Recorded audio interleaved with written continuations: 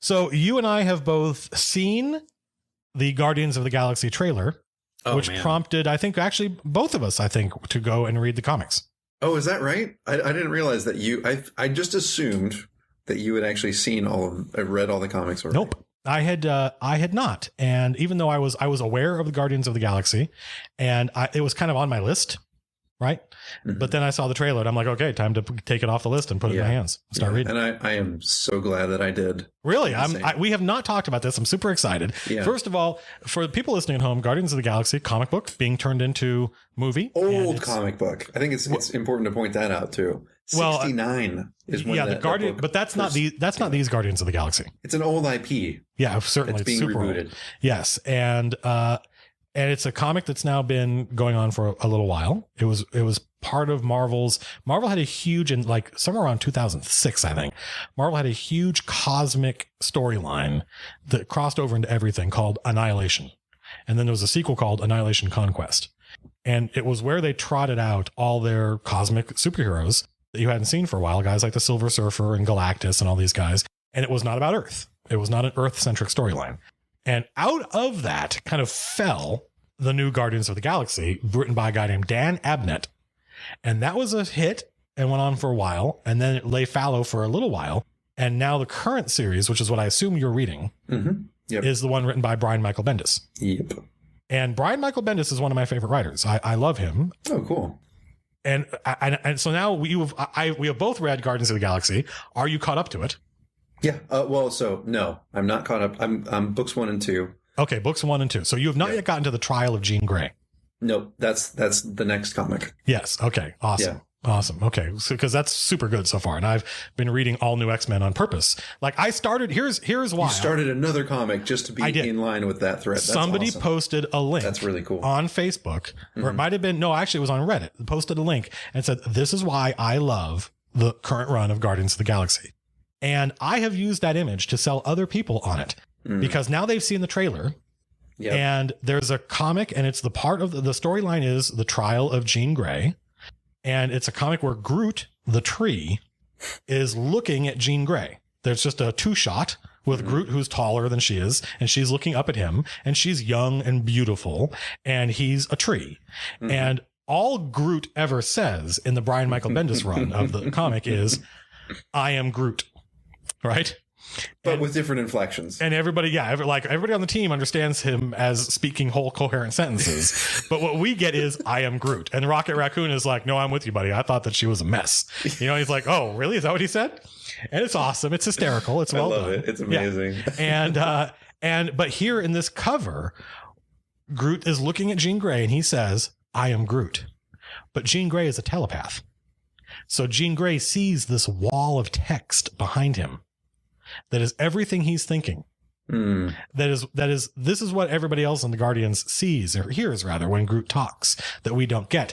And I thought that was just it was beautiful. That's really cool. It was a really beautiful, awesome, amazing, clever cover. And I knew enough about Groot thanks to, just knowing stuff. And I knew enough about Jean Grey because I've read X-Men all my life that I'm like, okay, I'm in. And so I started reading all new X-Men and the new Guardians of the Galaxy at the same time because I knew they would eventually converge into this crossover called the Trial of Jean Grey.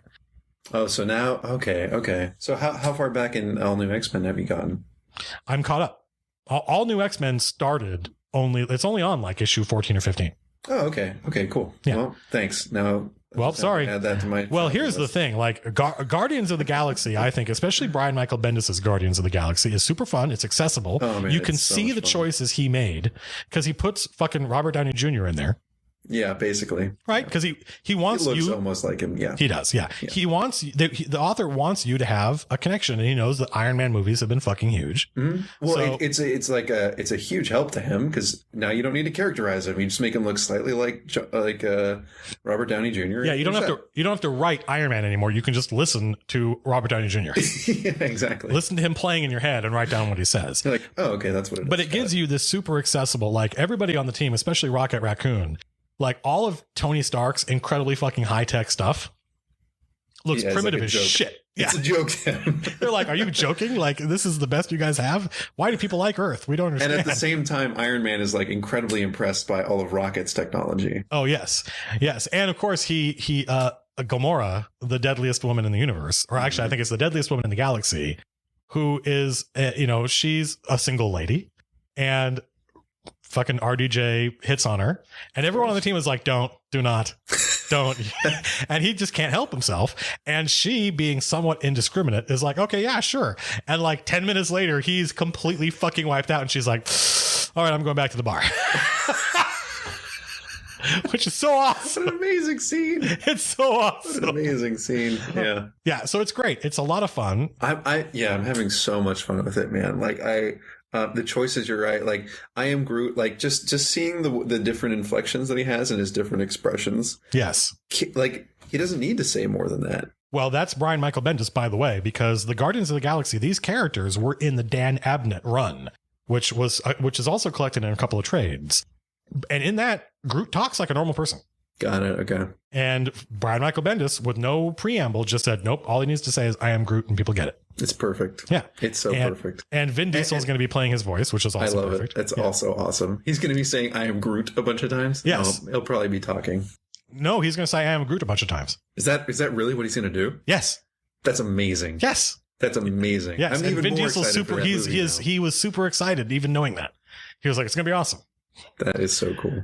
And yeah, I'm 90% certain they cast him because they want that Iron Giant thing, which why not? Like, it's so good. Well, and Why he's not? a huge nerd too. Oh yeah. That's the thing, is I'm pretty sure he was already reading Guardians of the Galaxy. Yeah, he probably was. He was like, oh, cool. Let's do it. I mean, I'm just hugely in favor of breaking the death grip George Lucas has on space opera. Yeah. Like, there's no reason that one dude should have an entire genre of fiction tied up. Well, and then also to like kind of put it to bed with all the prequels and stuff. Oh yeah, and to kill it. Yeah, exactly. And Guardians that's of the what he was Galaxy, trying to do. Well, he succeeded. It's so much fun. There's so much. There's action. There's drama. You care about every single character, and you care about the band and the mission that they're on. Yes. Even though the mission is irrelevant. I would go and watch them do whatever. If they all needed to change a light bulb, that would be an entertaining scene to watch. It's the Top Gear of comic books. Like, you just like these characters and you want to spend time with them. Yeah, yep. Yeah. And it doesn't really matter what they're doing. And he knows that, by the way. And that to me is the secret of all writing. Plot, like our mutual friend, Tom Abernathy, just gave a fucking GDC talk about how plot doesn't matter. Forget it. Give up. Stop busting your ass on it. What matters is character, personality, attitude, dialogue, tone. And that's what Guardians has in spades. I love these fucking characters. Yep. And I want to see them go off and have more adventures. I just love that swashbuckling action. Yeah, there were so many times when I was reading both books where I was just laughing out loud, and I was actually surprised to catch myself doing that because it takes a lot in a comic to kind of evoke that much. And I was just laughing so much reading those books, and also like really gripped when action was happening. Yeah. And really interested when we were actually getting to see a little bit more about those characters. Yeah. It just was firing on all cylinders for me. The first trade, I think I recommended somebody, it might have been you, start with the second trade, because I felt like that first trade collection goes off on the singletons where it's just... I didn't mind it. I thought that everything kind of fell down and fell apart at that point, except for the one about Groot. Mm-hmm. Groot's is the best. Yeah, sure. Groot's is so good. Yeah. It's so good. It's well drawn. I didn't think the other ones were well drawn. It's well written. Yeah, the art was weird on the others. For sure. Yeah. And so here's the thing: like even though I love even though I love Brian Michael Bendis' writing, there is something about his stuff that bothers me. And I first noticed it when I started if you love that writing, by the way, you have to go read Alias, which is one of the first thing he did was an independent series called Powers, which I didn't really care for whatever reason. But then the next thing he did was a Marvel limited series called Alias about a character named Jennifer Jones, who I think he made up. And she used to be an Avenger. It's actually, you know what it's like? You know what Alias is? It's fucking Hawkeye. It's the same plot of Hawkeye. I used to be an Avenger, character, but with this central female character, incredibly well written. That's cool. Incredibly well plotted. Just a perfect little jewel. It's only I don't know how many issues it is, but I don't think it's more than 12. And it's been around for a million years, so you can go get it. So if you like that guy's writing, and Alias was great. But then the next thing I read of his was his run on Daredevil, which is hundreds of issues. It's huge, and it was collected in this huge fuck off book, hardcover book. And I bought it and I read it. And that was when I started to notice the Brian Michael Bendis kind of thing, which I notice now all the time, but which I think is fine in Guardians of the Galaxy. And that is, he doesn't so much have a story to tell as there's just this churn, this constant churn of stuff going around.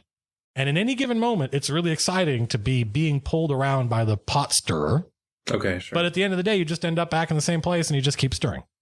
Okay, and so there's no plot. Like right, there's such an absence of plot that on a moment-to-moment basis, you're super engaged and it's super exciting, and you're like, "This is awesome." So it's all journey and no destination. Exactly. That's it. And there is a, like, that's the kind of storytelling that like Chris Claremont largely invented and popularized in the 70s with X-Men by making them a soap opera, where it wasn't serialized episodes. You had to you had to read the entire thing in order to have any idea what the fuck was going on. Characters, it was all about the characters falling in love and breaking up and betraying each other, and it was super melodramatic. Yeah, you had to like know all the details and all the relationships. Which, by the way, is all new X-Men is like super X-Men lore going back 40 years. Like if you don't know X-Men since like the late 60s, you're going to be like, what the fuck is this? What the hell are these people talking about?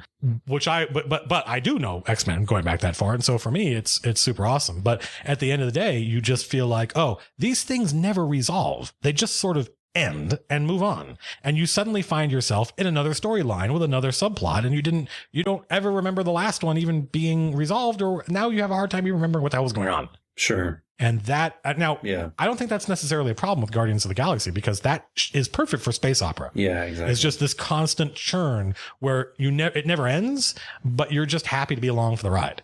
Yep. Whereas with like the Daredevil stuff of his I've read, and even with all new X-Men, I'm like, I need some resolution, some of this shit. I want a big payoff. I want to feel good. I want to put something down and feel like I read something. Yeah. And you don't get that. Mm-hmm. So anyway, all new X-Men, be careful of. I'll be super interested to know what you think, because you've now read Joss Whedon's run, which is like the opposite of all new X-Men. Right. It's like, if you've never read X-Men, go read Joss Whedon's run on the X-Men. You'll have a great time. You'll have a blast. And you'll pick it up and you'll finish it and you'll have... It's got a beginning, a middle, and an end. Yeah, exactly. Yep. Like he had an idea, he told the story, he left. And it's awesome. Whereas all new X-Men is all about like just masturbating over 40 years of X-Men continuity. For somebody like me, like there's a point where the Guardians of the Galaxy show up to try to save Jean Grey, and they're too late. But they don't realize that. And they say, "Hi, and Peter Quill says, "Hi, we're the Guardians of the Galaxy," right? And the word balloon, the text Guardians of the Galaxy is a logo.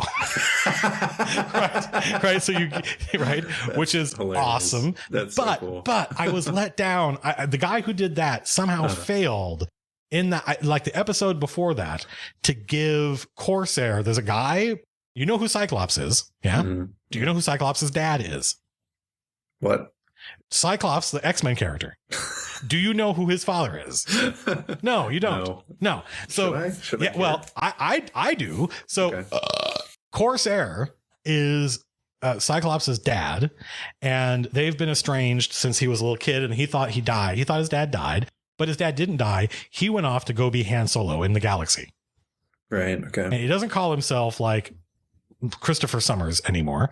He calls himself Corsair, like a pirate, complete with like a space pirate outfit that like makes him look like he's from the 18th century. So when he and his team show up, he has his own team, and they're basically like the Guardians of the Galaxy. He doesn't say, "We're the Starjammers" with a logo. And I was like, oh God, that would have been so perfect. Because he has Corsair show up. He has the whole team show up, right? And there's a whole big moment with him and Scott Summers, Cyclops. And they're like, and they even have a thing where like, "Who are you?" And he doesn't say, "We're the Starjammers," with an awesome fucking logo. And I was disappointed. Anyway, that was a long, I'll edit most of that out so it doesn't sound as long and melodramatic, because my disappointment did not deserve that much time. But yeah, I'm super glad you like Guardians of the Galaxy. So let me ask you this question. Yeah, sure. Mr. Padron, now that you've seen the trailer and read the comic, are you worried that this movie won't do well? Am I worried that it won't do well? No. I mean, if it lives up to the comic that I read, I think if it manages to deliver that type of experience, the pulpy space opera, then it should do awesome. So that's your thesis statement. Your thesis statement is, if this movie delivers on the promise of the comic, it's going to be a huge hit. huge. Put that in you know. The problem is, I think you're going to bring up The Fifth Element. No, although I'm glad you did. That was not what I was going for. My next question was going to be based on the trailer. Do you think they're getting there? I think they're getting there. Yeah, me too. I completely. I think that, and I think they did it in a really good way because they also respected that all of the humor that is actually in that movie. Yes, you don't want to spoil with a long fuck off trailer, and so actually most of what's funny about that trailer. Yeah. It's not the content of the trailer. It's how the trailer's put together. Yeah. It's the presentation. Yeah. Yes. Which I think is great because it conveys the tone of Guardians of the Galaxy that you and I are reading. Yes. And the tone is hard to do well. Like it's these heroes they are perceived as and capable of being like especially Peter Quill. Peter Quill is an unabashed, like he quotes Star Wars all the time. And Star Trek. And yeah, exactly. Yes. And he's a pop culture junkie, which you get in the trailer, by the way. He's got his little Walkman that he has a bunch of 80s music on. But yet these guys are also incredibly badass. And the trailer does this amazing, to me, thrilling job of showing you the comedic misfits who, when the balloon goes up, they bust out some shit and they can change the world. Yeah. And I love that. I love that moment. I think that's great. I want more of that. And the reason I asked you this question is just because, like, this is the thing that's so interesting to me. If you just go on Twitter, well, like when the next Guardians of the Galaxy trailer comes out, just go on Twitter and you'll see the reaction among normal people is, this looks amazing. I love it. I want it now. But nerds hate it. Nerds are like, oh no, I don't think it's going to work, man. You can't, like, is the tree going to talk? Is the raccoon going to talk? Then here's what's going to come down to is, do they try to sell it to nerds? Or do they try to sell it to everybody? Because, like, I saw the trailer again in front of Captain America. Yeah. And was like, well, this is the perfect place to be seeing this because everybody in this theater, at a minimum, should go see that movie. Yes. Correct. And then a whole crap load of other people should probably check it out too. Yeah, and I think they will because, again, it's not just that I'm hoping that it's going to be well done, and I sort of trust Marvel. Like Marvel so far has not made a bad movie. They've made movies I didn't give a shit about, but not because they were bad. We'll get into that one in a minute. Okay, that's super interesting. Right. Well, yeah. So, like, but I sort of trust them, but I also think that there is a hunger in the mass market for swashbuckling space opera. Oh, hell yeah. And it's the reason that George Lucas fucking hit it out of the park in 1977 and then again in 1980 and then dropped the ball in 1983. And if they hit it out of the park, people will eat it up because I think I think that swashbuckling action too, because just in the design that we're reading is like it's episodic. You can go anywhere and put them anywhere. Yeah, they could have which is why Marvel, like Kevin Feige is talking about 2028 is how far they've planned out. Their calendars going, because they know that they can do whatever they want with Guardians of the Galaxy. Like here's the mistake it's not going to make. Luke Skywalker is not going to overthrow the Empire in Guardians of the Galaxy. Right. Like like Luke Skywalker changes the Star Wars universe so much that you question the ability to tell the same kind of stories afterwards. Like Star Wars exists.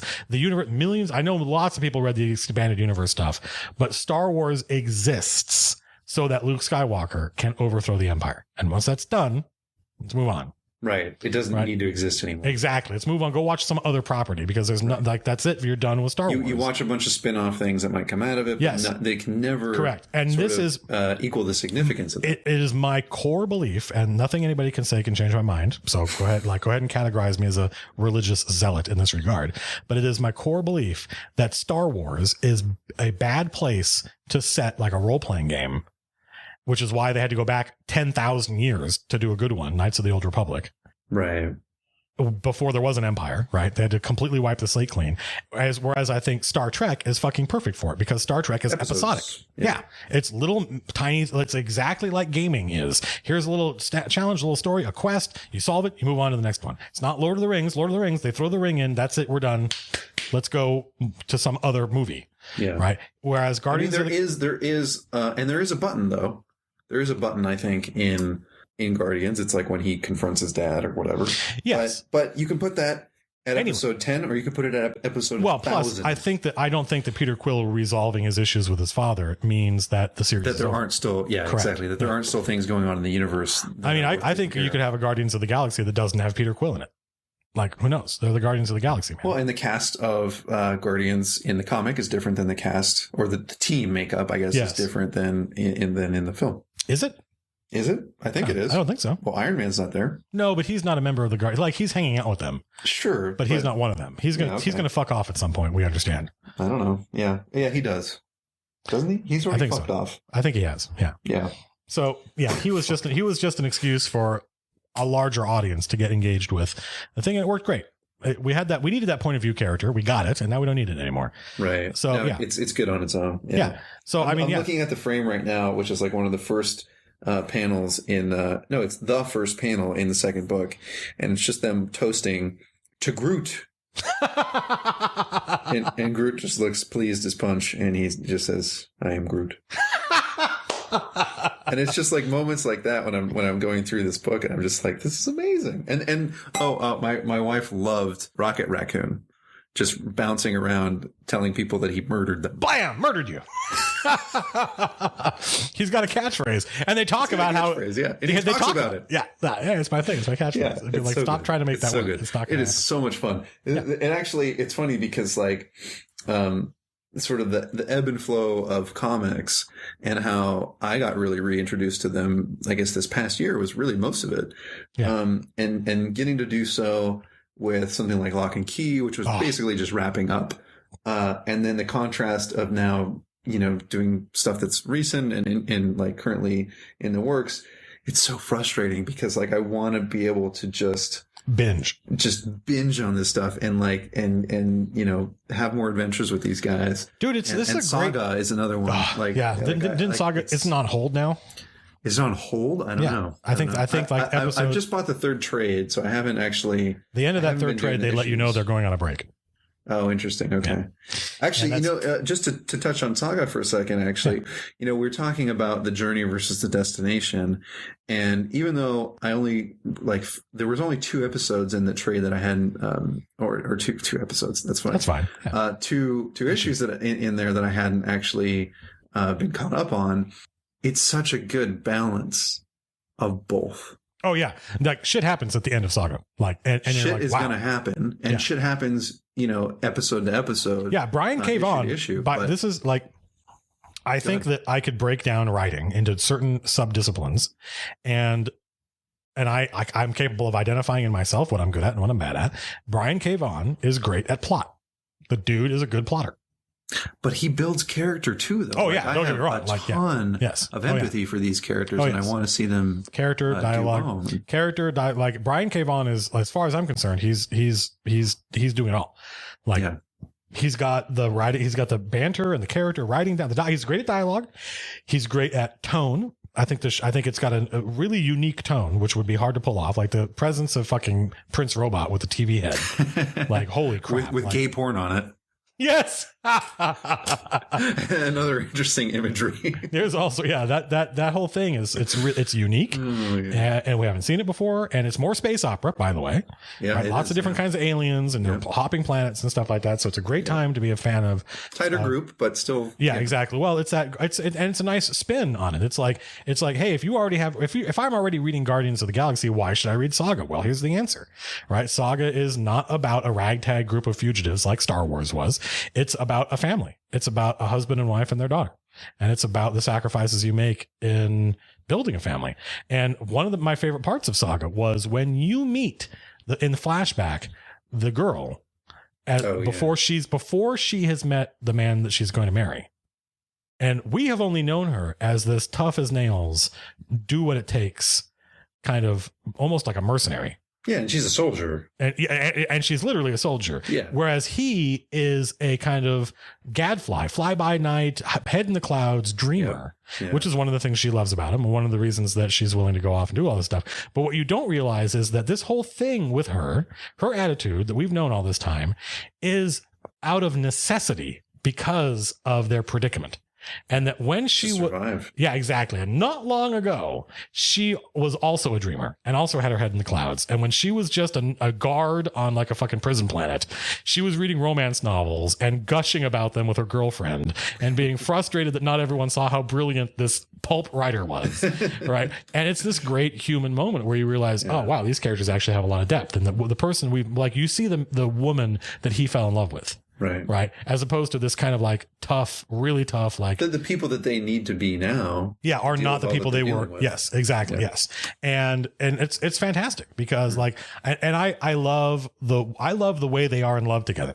I think it's incredibly well written. Yeah. It's so endearing, like their relationship. Yes. That you can't help but root for them. Yes. Yes. And the way that they look out for each other and the way that they look out for their child. And Yep, and they've got a disembodied ghost flying around, helping them out. Yeah, which great babysitter.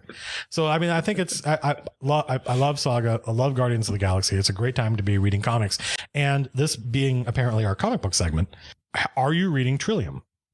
No. Oh my God! No, I'm intentionally holding off until the trade comes out. That's right. Well, I had this interesting phenomenon where I was telling everybody I knew about Trillium, and no one had ever heard of it.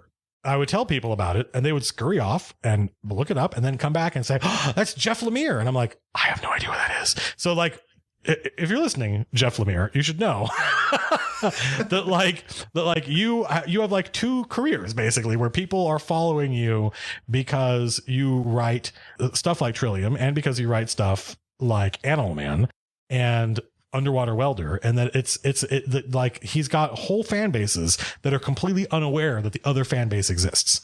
And I find that like that dude's ability to be commercial and write mainstream DC comics, including Frankenstein Agent of Shade, which I thought was a guilty pleasure of mine until I discovered so many other people were reading it and loved it. But his run only lasted like a certain number of issues and then he got out. And his ability to write creator owned personal stuff like Underwater Welder and the Vertigo series Trillium is just like, I envy that dude. Like I really shouldn't because I get to basically do everything I want on Evolve. But like, I have nothing to complain about in that respect. Like these characters all speak my dialogue and I invented all this crap for this world. But like, man, that guy has an amazing career. That he can work on this really personal, quirky stuff with his own unique art style that doesn't look like anything. It almost looked like outsider art to me the first time I saw it. Yeah, it's weird. I did pick it up at the store and kind of flip through it a little bit. It's bizarre. I mean, it's not as weird as Prophet. I knew you were going to say that. Yeah, no, it's not. It's certainly not. No, but it is very personal and quirky. Yeah. And the dude draws it himself and inks it himself. It's all in watercolors. Cool. Yeah, that's amazing. And then he goes off and is just a normal writer on stuff like Animal Man, and his run on Animal Man is fucking amazing. Like just awesome. So anyway, it's a great time to be reading comics. Like go get an iPad and get Comixology. Yeah. Or go to a comic store. Yeah. I think the iPad is demonstrably better, but whatever.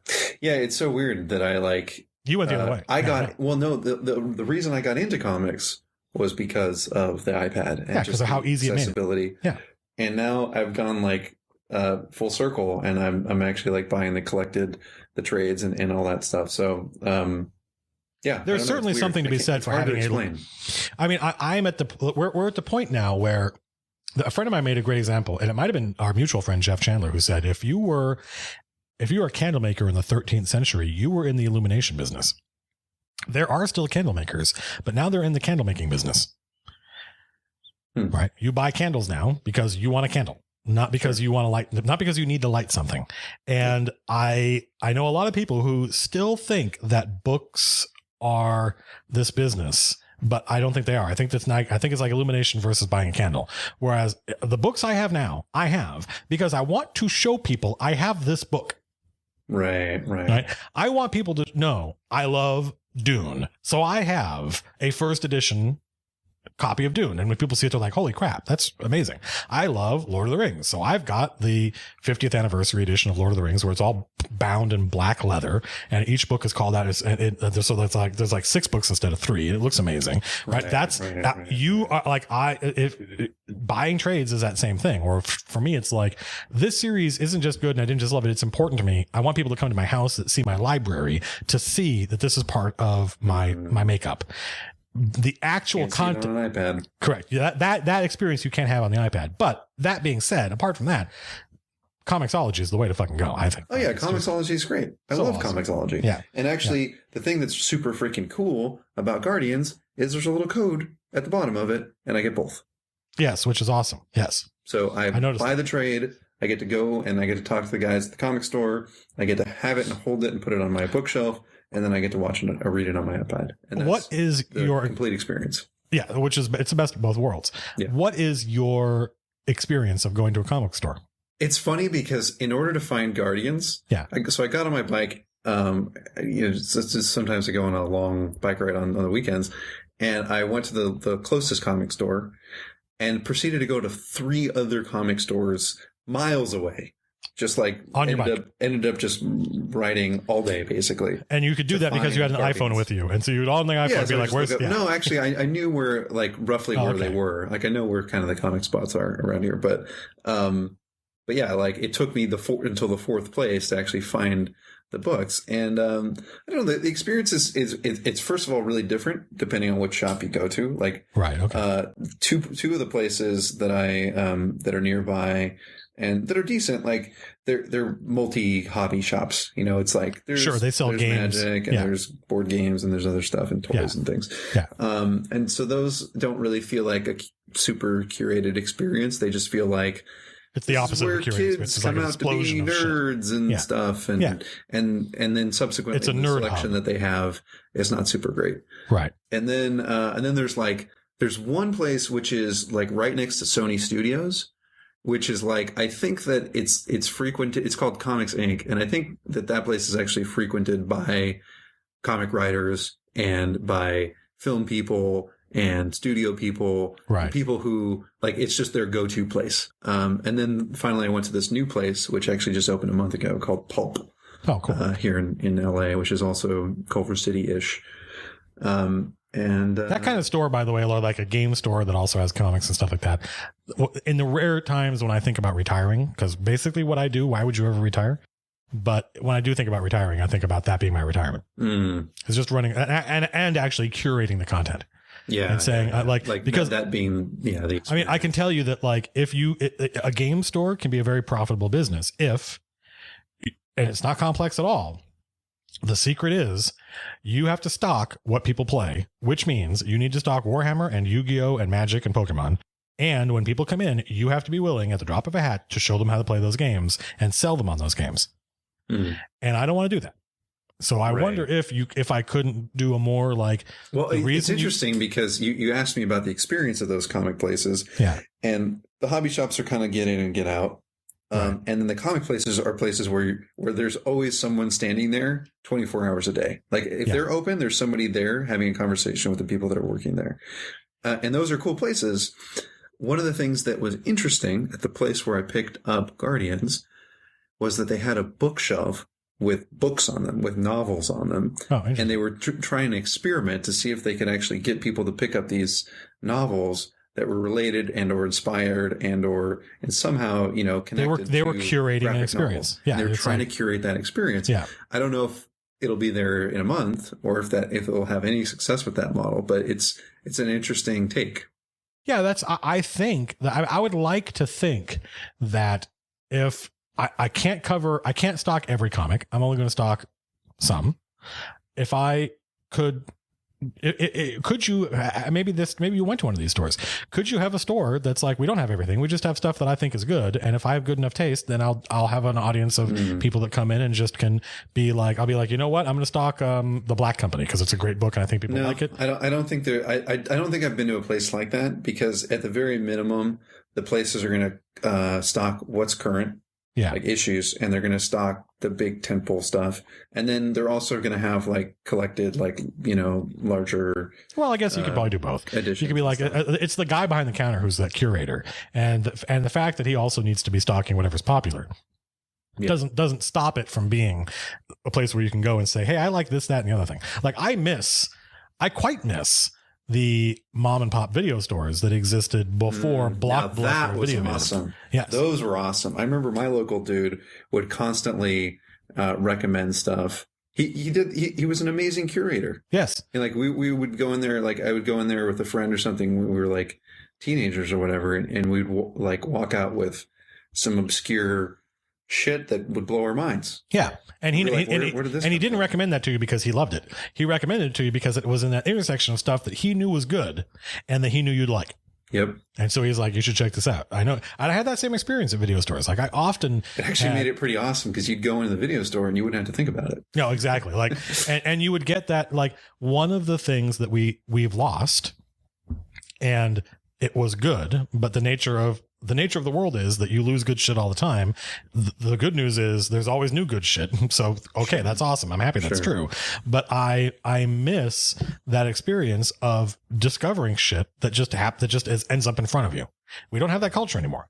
Like, you're going to go watch True Detective because we recommended it. You and I read Lock and Key because somebody recommended it. That's the nature of the beast now, is that you're no longer going to have that experience of walking into a fucking video store and the guy behind the counter knows you and he goes, you should watch this. Right. But it's also a good problem that we have because it means that there's so much good or relatively good stuff out there. I was in a meeting with a guy named Paul DeMeo, who was a screenwriter, and he used to work at a company called THQ that doesn't exist anymore. And he was the dude there in charge of making sure that the games that THQ published that were well served in the narrative department. And he was great to work with because he never told us what to do. He just said, okay, if that's the story you guys want to tell, here's my advice. And he had good advice. And he also taught, I believe, at USC Film School, but I know he taught somewhere at either USC or UCLA. And we had a really interesting conversation where he said, I teach. And two things frustrate me about young people today. And now I found myself in a conversation where I've just said things that frustrate me about young people today. It's so much for all that, all your cred from watching Adventure Time. Yeah, well, I love Adventure Time. Unabashed, huge fan of Adventure Time. Yeah, that all just went out the window and I'm an old person. And it's 2014 and I say stuff about young people. But he said the thing that frustrates him is not just that these people have no cultural awareness of anything. Like when I love movies like Lawrence of Arabia, the Thin Man, Casablanca, I could go on for days, all of which came out years before I was born, much less years, like decades before I started watching movies. And his frustration was not just that kids today, his students, he goes, these are college students who pay a lot of money to be in my class, haven't seen Singing in the Rain, haven't seen Lawrence of Arabia, no awareness of it. He goes, that blows my mind. That makes me wonder what the fuck they're doing here. But it also blows my mind because never has it been so easy to go watch whatever you want, anytime you want, at the drop of a hat. Sure. He goes, they can watch everything. He goes, if I wanted to watch Lawrence of Arabia, I had to hope that it was on TV at some point. If it wasn't, you're just fucked. Right? Because there weren't VCRs when Paul DeMeo was coming up. And then eventually we were just talking about YouTube. Yeah, exactly. Yes. Eventually there's going to be a box where you type in Lawrence of Arabia and you'll get the behind the scenes. You'll get the music, you'll get the soundtrack, you'll get the, stuff about Peter O'Toole. Eventually. And then the movie. Yes. And watch the movie. And watch the movie. Yeah. Eventually the law will catch up to the technology because the technology exists for that right now. And the only reason we don't have it is because the people who bought our government want to keep, they want to keep control. They're not the people that made Lawrence of Arabia. Those guys are all dead and they all made their money a long time ago.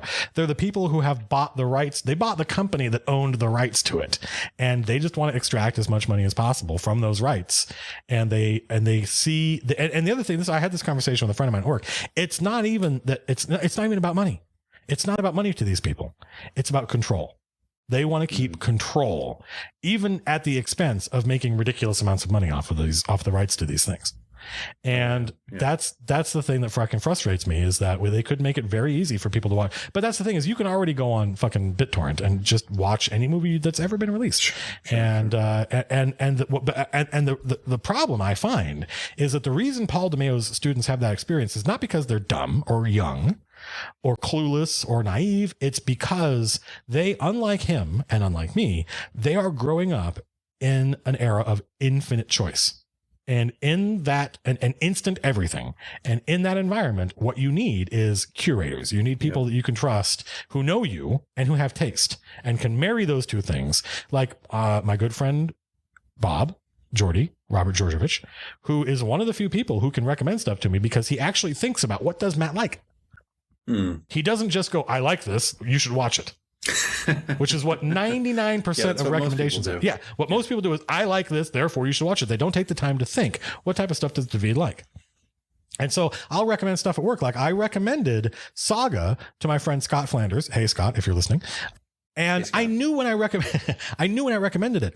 Don't know if this is going to be up Scott's alley, because I know the type of stuff Scott likes, and the type of stuff Scott likes has a really strong visual component to it. And when I say strong, I mean like he likes stuff that is like breathtaking visuals and that doesn't look like anything else. And Saga doesn't have that. Saga does not. It's simple. It is. It does seem like it's really cleanly done. A lot of really clean, simple lines that could be like an animated Disney movie, right? It doesn't. It's got a lot of character, but it doesn't have a lot of personality. The personality is in the setting and the characters. It's not in the art. As opposed to stuff like, I wouldn't go that far, but I think that it's just simple.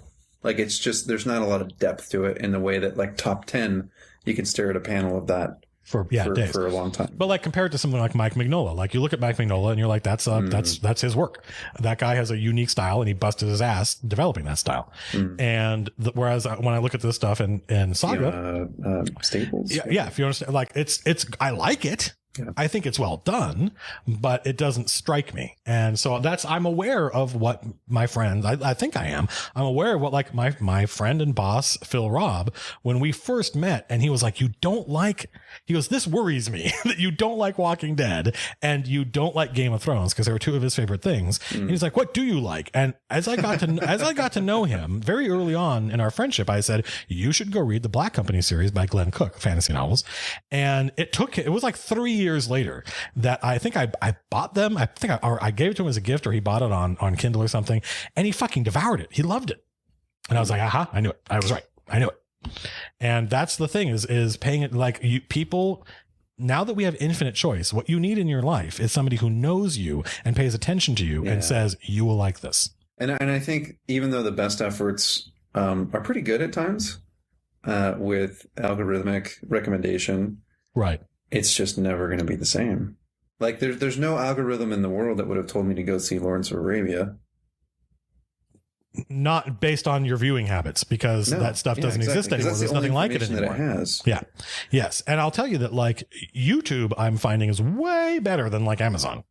Oh yeah. Like, I don't know how it's really good, but the likelihood that it's probably the sample size that it gets. Well, I mean, is how much I mean, if so, that's alarming, because that means that the only way you can get good recommendations like that is to be YouTube, because certainly Amazon has a big enough fucking client base. Yeah, but I think if you looked at just the amount of, well, certainly the amount of traffic, but I think just the amount of, or certainly the amount of bandwidth, but I think if you looked at the traffic numbers, YouTube dwarfs something like Amazon. Well, I mean, if so, I'll tell you something else that I have liked the recommendations of, and that's Facebook.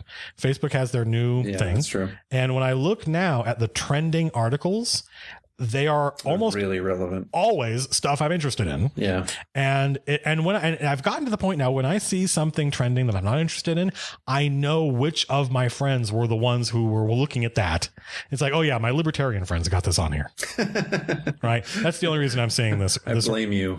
I know. And if I hadn't friended those guys, I wouldn't be seeing this. Right. Because what it's doing is it's looking at what I've clicked on before, what I've talked about, and what my friends talked about. And it knows not only did your friends talk about this, when they did, you talked about it. Right. Therefore, I'm going to trend this article. And so I thought, as soon as it went up there, I was like, wow, this is super good. So one that I really wonder about is actually Netflix. Netflix can suck my dick. Well, there you go then.